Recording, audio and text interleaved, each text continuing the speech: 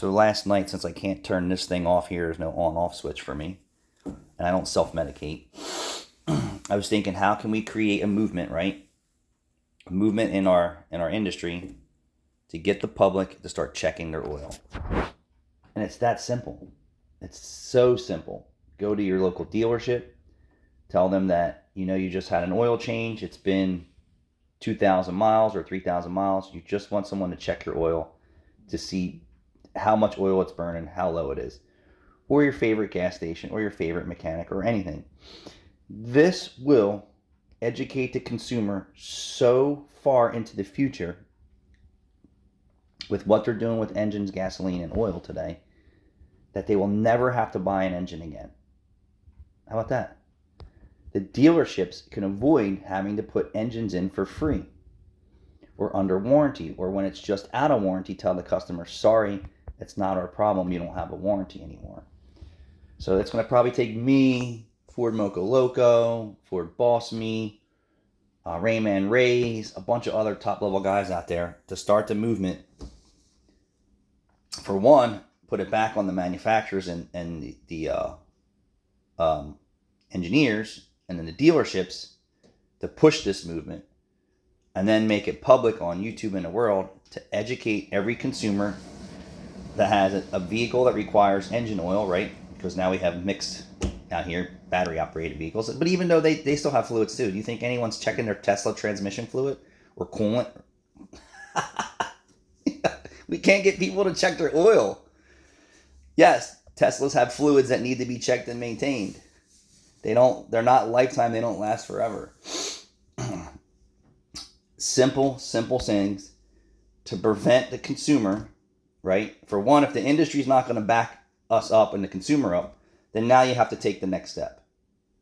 But how do we do that? I think about, well, how do they promote Live Aid and AIDS and things like that? They use celebrities to promote that kind of stuff. And We Are the World, if anyone remembers all that stuff. Excuse me, the power of celebrities. And it's really not that hard. You go to the gas station, get out of your car, open your hood, watch a YouTube video, and check your oil. And if your oil is low, some convenience stations don't have oil anymore, but a light will go off in your head. I need to stop at AutoZone or Advance and grab a quart of oil. But then the most important part about this is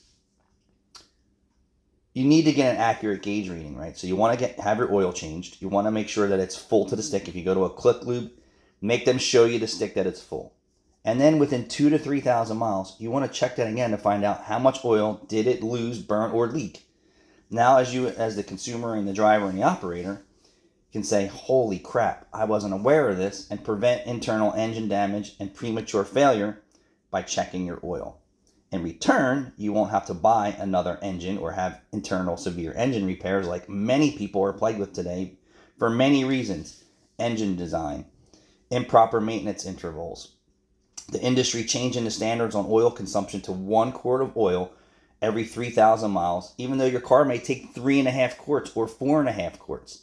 If your car takes 6 or 7 or 8 or 9, you have some protection, but the engine's designed to run with all that oil. And certain systems suffer and fail, and then it starts to become sludge and things like that because it can't cool and lubricate and remove the heat that's going on inside the engine. So low oil, right? You ever boil water? Boiling water with an inch of it is really easy. And oil is similar. You can boil your oil. If the engine oil is like this, how much longer does it take for that engine oil to boil? Well, it won't boil because there's so much of it that's cooling and moving through the systems that actually cool the engine oil that it prevents internal engine damage and sludge. So follow me. Full, lower, lower. The lower the oil gets, the more the oil will boil and vaporize in the engine. And then once it starts doing that, then you have no protection. And then this, and then now you're, so 4.5 quarts, 3.5 quarts, 2.5 quarts, 1.5 quarts. Now you need engine oil pumping it up through all of its orifices and galleys, right? So now you're cavitating the oil pump, waiting for the oil to come back down from the top of the motor. So think about this.